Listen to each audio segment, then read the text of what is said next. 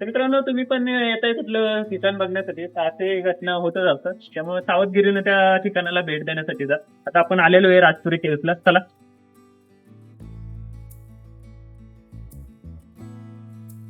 तर मित्रांनो महाबळेश्वर आपण खूप एक्सप्लोर केलं. आज पाचगणीच्या राजपुरी केव्सला आपण आलेलो आहे. तर चला माझ्या बरोबर आज राजपुरी केव्स एक्सप्लोर करूया. चला मित्रांनो, जसे की तुम्ही तीर्थक्षेत्र राजपुरीला एंट्री करता तर तुम्हाला एक समोर बोर्ड दिसतो. त्या बोर्डावरती पूर्ण या पवित्र स्थानाची माहिती दिलेली आहे.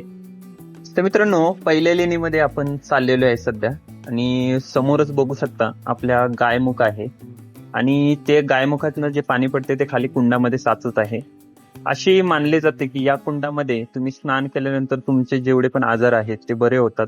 तसेच या लेणीमध्ये 3 मुख्य कुंड आहेत: विष्णुकुंड, मल्लिकार्जुन कुंड आणि दत्तात्रय कुंड.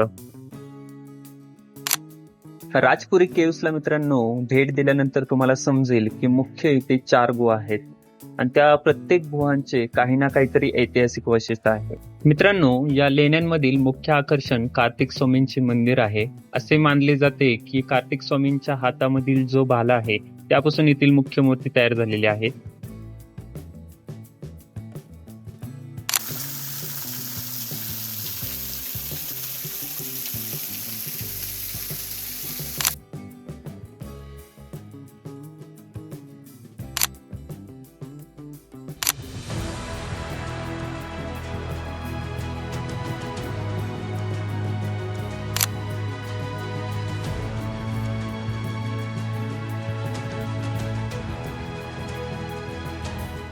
ती एक आख्यायिका अशी आहे की जेव्हा पांडव वनवासाला गेले होते त्यावेळेला त्यांनी वास्तव्य इथंच केले होते.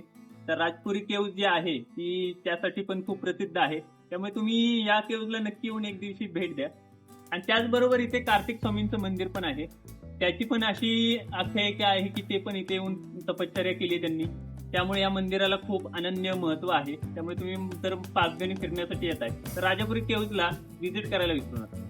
पाचगणीपासून जर तुम्हाला राजपुरी गावामध्ये यायचं असेल तर 7 किलोमीटर अंतर आहे. तुम्ही आरामात येऊ शकता. गाडी जागेपर्यंत जाते आणि मस्त केव होती. मी बघून आलेलो आहे. आता आपण घराकडे चाललेलो आहे. चला.